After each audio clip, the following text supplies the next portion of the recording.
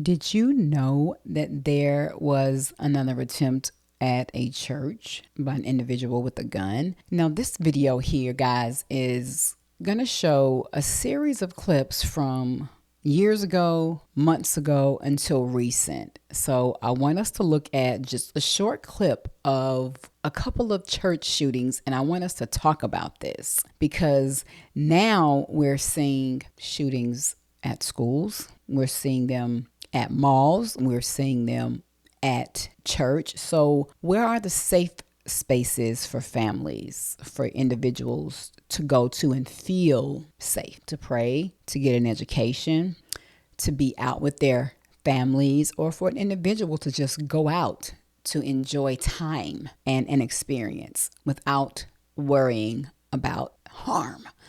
So let's get into this. I want us to look at a couple of these. I'm going to play back to back, and then we can talk about it. Dylan Roof could hear. 21-year-old Dylan Roof could hear the families, but he could not see them. Bond was set at $1 million on one of the charges. Justice correspondent Jeff Pegues has more from that hearing. Jeff? Scott, Dylan Roof is being held in a jail cell in a building behind this barbed wire fence. We're told that he's in solitary confinement and under suicide watch. What is your age? 21. Dylan Roof stood emotionless as he heard the charges against him. 9 counts of murder for the 3 men and 6 women investigators say he gunned down Wednesday night. Charleston is a very strong community. We have big hearts. From the bench, Chief Magistrate James Gosnell expressed sympathy and support for both the victims of the shooting and Roof's family. We must find it in our heart at some point in time not only to help those that are victims, but to also help his family as well. All units responding, 110 Calhoun State. Active shooter, multiple people down. New details emerged today about Wednesday's horrific rampage. According to a warrant for his arrest, Roof, seen here on surveillance video, entered Emmanuel AME Church around 8:06 p.m. wearing a fanny pack. After attending a Bible study class for an hour, the court documents say he stood up and pulled out a handgun and began shooting. All 9 victims were shot multiple times. The warrant says that before Roof left, he stood over a witness and uttered a racially inflammatory statement. CBS News has learned Roof told a witness that he had spared her life so she could tell others what happened. In addition to her, a woman and a 5-year-old boy also survived by playing dead. Joseph Riley is the mayor of Charleston, South Carolina. I knew many of these people.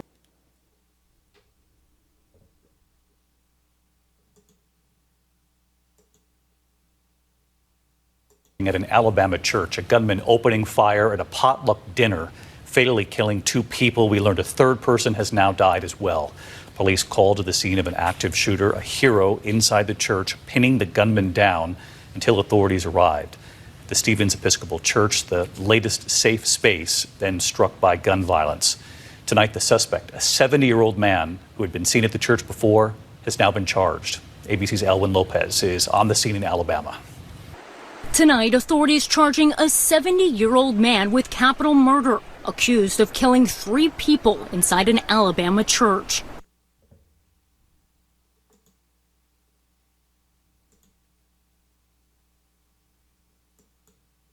We're going to turn now to new information about that deadly shooting at Joel Osteen's mega church in Houston. We're seeing new video showing the chaos Sunday as the shots rang out. Police say the shooter was a 36-year-old woman with a history of mental illness who had attended the church in the past year. Omar Villafranca has the latest. Investigators are sifting through chilling new videos like this, showing panicked churchgoers in one of the country's largest houses of worship. With her son by her side, police say 36-year-old Genesee Moreno walked into the megachurch carrying an AR-style rifle. When she was confronted by off-duty officers working security, she opened fire.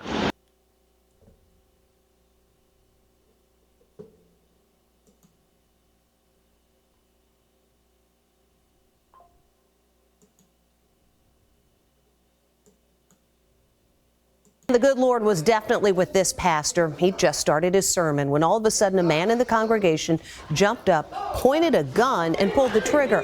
But the gun jammed, and a Good Samaritan's jump saved the day. Les Trent reports. The pastor is conducting Sunday church services when mayhem suddenly breaks out. Out of nowhere, a man walks up to the altar rail, points a gun, and pulls the trigger. By some miracle, it jams as the pastor dives for cover. Then a hero emerges.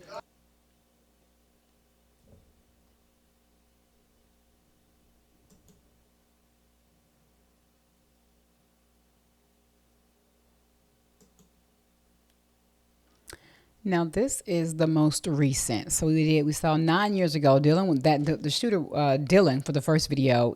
That was like what 9 years ago, and then we saw some other ones that was like 2 years, 9 months, 6 months. This is recent. This is recent, and as I sit there and watch this, it's like this. You would feel that this is the safest place. You would feel like a church is the safest place for you to go to let your inhibitions down, to praise, to worship, to thank God, to feel, grateful. And then you have distorted and twisted, evil minds that have come into this safe space. And this is why we have to continue to pray, great people. I'm showing this because over time, you see how things have completely shifted. I never thought about this as a little girl. My parents never, ever, ever worried about this. At least if so, if the inkling flashed in my dad's mind, he never told me. He never told me. I cannot imagine, being a little girl and experiencing something like this. So how do we thwart and change this type of situation? We have to continue to pray. We have to continue to pray, because you can't walk up into a church with a weapon for protection. In my church, it's, you can't do that.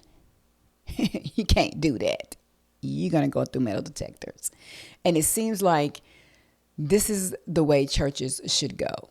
You're going to go through metal detectors, and you're going to meet people right there waiting to, if anything, that they're ready. You got police officers there. And it seems as though this is the way that we're going now. And it's unfortunate, but I feel like this is the way that churches may need to moving forward in regards to protecting their congregation and their pastor themselves. This is just, it's sad. It's sad. But we have to be proactive and take the precautionary and necessary measures to be able to keep ourselves safe and our leaders safe, most importantly. A federal judge ordered a man to remain behind bars just weeks after parishioners at a Dallas church locked the door to prevent him from entering with a gun. FBI agents dug through all records and charged the man in connection with a fatal 2022 shooting. Until those charges, he was free from custody, but police closely watched him. Fox 4's David Santendry has all the details. David.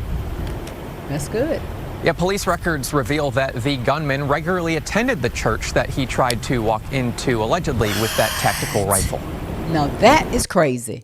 In newly obtained police and court records, officials say Russell Allen Ragsdale Jr. stood from his front row seat at St. Augustine Catholic Church in Dallas's Pleasant Grove neighborhood on November 2nd and approached the priest, embraced him, and kissed him on both cheeks before giving the priest a note reading, "May peace be with you." Then Ragsdale allegedly went to his car, put on a black and white poncho, and grabbed a tactical rifle.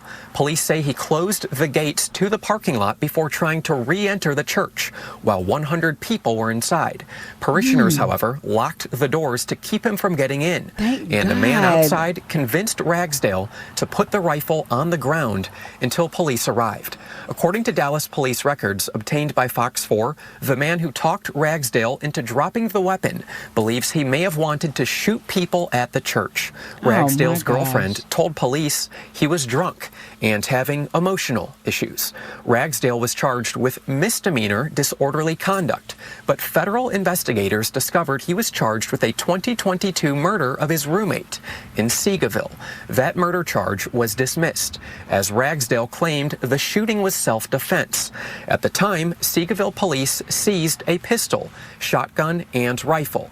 Now, federal investigators examining his phone say there's evidence of a history of drug use dating back to 2021, as well as evidence of Ragsdale purchasing and using hallucinogenic mushrooms in the hours before the fatal 2022 shooting.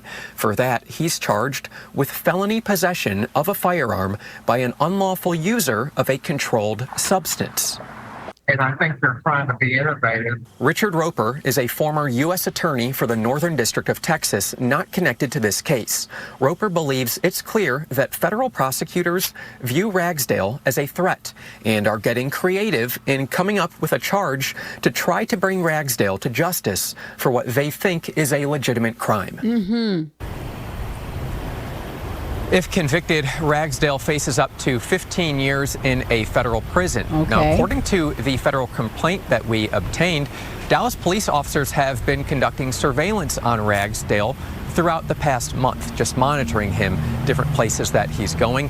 I did have an opportunity to speak with Ragsdale's mother just about an hour ago. She contacted me after I had reached out to their family.